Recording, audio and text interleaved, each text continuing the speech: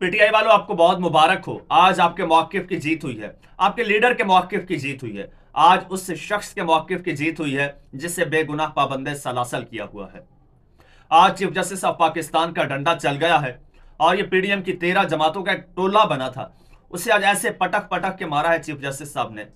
और इनका जो सबसे बड़ा सहूलतकार था, इनका सबसे बड़ा आलाकार, उसकी आज ऐसी खूब धुलाई हुई है, ऐसा हजीमत का सामना करना पड़ा है कि आप सुन के हैरान हो जाएंगे। और वो जो बड़े मियाँ साहब लंदन से वापस आ रहे थे किसी पे तकिया किए हुए कि वो मुझे वजीर आजम बना देंगे, तो जनाब वो ख्वाब भी चकनाचूर हो गए हैं, उन उम्मीदों पर भी पानी फिर चुका है।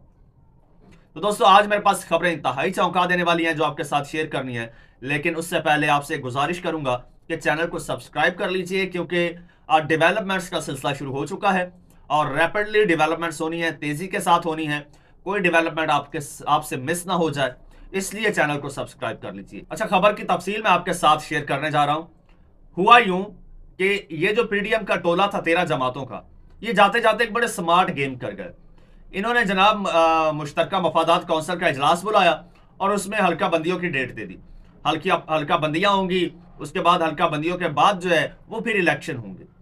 और इनको पता था इस तरह वैसे तो हमें 90 दिन में इलेक्शन कमीशन को कराने हैं, लेकिन हल्का बंदियां 90 दिन में मुकम्मल नहीं होंगी, ये टाइम आगे चला जाएगा और एक लॉन्ग टर्म के लिए केयरटेकर गवर्नमेंट आ जाएगी। वो आएगी तो महंगाई बहुत ज्यादा हो जाएगी, तो हमारी जो महंगाई है, हमारी जो दौर की नाकामियां हैं, वो सारी छुप जाएंगी। सारा मलबा, सारा जो गंद है वो केयरटेकर गवर्नमेंट पे आ जाएगा। अच्छा, इनके आलाकार बने हुए थे चीफ इलेक्शन कमिश्नर, जो कि कोई बात नहीं मान रहे थे। जिस तरह से पंजाब में आपने देखा जो डेट्स थी, सदर पाकिस्तान ने डेट दी, सुप्रीम कोर्ट ने डेट दी, लेकिन चीफ इलेक्शन कमिश्नर ने किसी की डेट नहीं मानी। वो तो खुद को आइन से मावरा समझ रहे थे, उनकी नजर में आइन की कोई अहमियत ही नहीं थी। आइन को उन्होंने रद्दी की टोकरी में उड़ा दिया था और जितने भी सुप्रीम कोर्ट के अहकामात थे, सदर के जितने भी खतूत थे, सबको हवा में उड़ा दिया। और वो आसरा किए बैठे थे नवाज शरीफ साहब से। मैं नवाज शरीफ का बंदा हूं, नवाज शरीफ साहब आ रहे हैं, वजीर आजम बनेंगे, कौन पुछन आला सानू, जो असी करिए। लेकिन एक शख्स ऐसा था जिससे पूरी कौम की उम्मीदें थी, और वो थे आइन के custodian chief justice of Pakistan justice Qazi Faez साहब। अब वो अपनी मसनद पे आ चुके हैं, बैठ चुके हैं अपनी कुर्सी पर, और एक्सपेक्ट किया जा रहा था कि वो इलेक्शन के हवाले से कोई फैसला देंगे, और उन्होंने जनाब वो फैसला दे दिया। उन्होंने इलेक्शन कमीशन को बुला लिया है और उन्होंने तलब करके कहा कि जनाब आप इलेक्शन की डेट क्यों नहीं देते, डेट दीजिए। क्योंकि इलेक्शन कमीशन ने, अच्छा ये पीडीएम वालों ने तो ये गेम की, फिर इलेक्शन कमीशन ने एक डेट दी कि जनाब हम फरवरी के आखिरी हफ्ते में इलेक्शन करवा देंगे, फरवरी 2024 के। हफ्ता तो दे दिया, डेट नहीं दी, कोई शेड्यूल अनाउंस नहीं किया। तो सुप्रीम कोर्ट ने खैर तलब कर लिया। इलेक्शन कमीशन का नुमाइंदा जो है वो आज सुप्रीम कोर्ट में पेश हुआ और एक डेट लेके आ गया, जी हम 11 तारीख को इलेक्शन कराएंगे। तो चीफ जस्टिस साहब ने कहा, who the hell are you, तुम कौन होते हो इलेक्शन करवाने वाले और इलेक्शन ना करवाने वाले, तुम कौन होते हो डेट देने वाले। ये मैंडेट सदर पाकिस्तान का है, इलेक्शन की डेट देना सदर पाकिस्तान का काम है। ये कैटेगोरिकली कहा इलेक्शन कमीशन को चीफ जस्टिस ऑफ पाकिस्तान ने। उन्होंने साथ में पीपल्स पार्टी को भी रगड़ा लगाया। उन्होंने कहा उनको क्यों ना मैं तलब कर लूं, ये जो आज ये जो मुतालबा कर रहे हैं इलेक्शन का, ये जो आज इलेक्शन का मुतालबा कर रहे हैं कि फिल फॉर इलेक्शन होना चाहिए।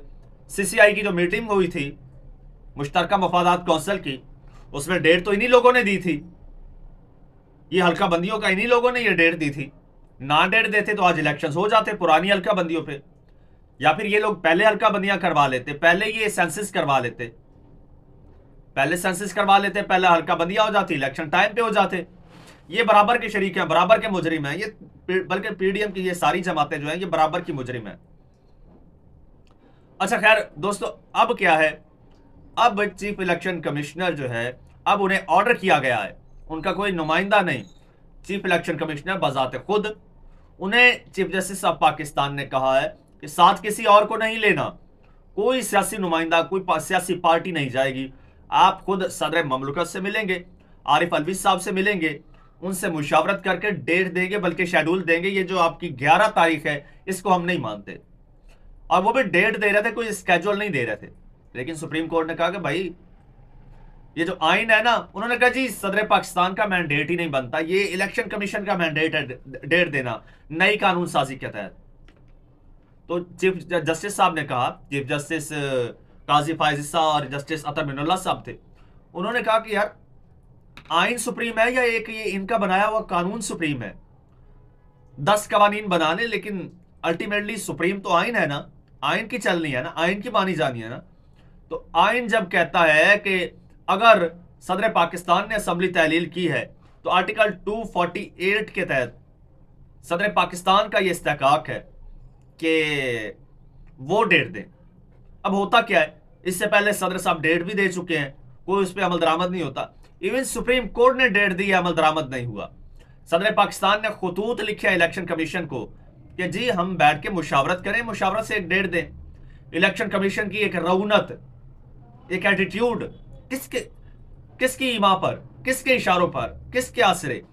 एटीट्यूड के जनाब, मैं सदर पाकिस्तान से नहीं मिलूंगा, जो पाकिस्तान का सुप्रीम लीडर है, जो पाकिस्तान का सबसे बड़ा ओहदा रखने वाली शख्सियत है, उनसे एक चीफ इलेक्शन कमिश्नर, एक मुलाजिम, एक सरकारी मुलाजिम कह रहा है कि मैं सदर पाकिस्तान से नहीं मिलूंगा, मैं उनसे मुशावरत नहीं करूंगा।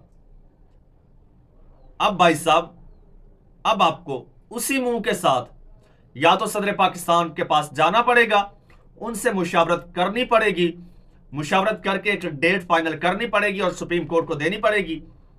लेकिन अगर इतनी ईगो हर्ट होती है और इतने ही जनाब एटीट्यूड वाले हैं, इतने ही गैरतमंद हैं, तो फिर चीफ इलेक्शन कमिश्नर साहब अब इस्तीफा देके घर चले जाएं।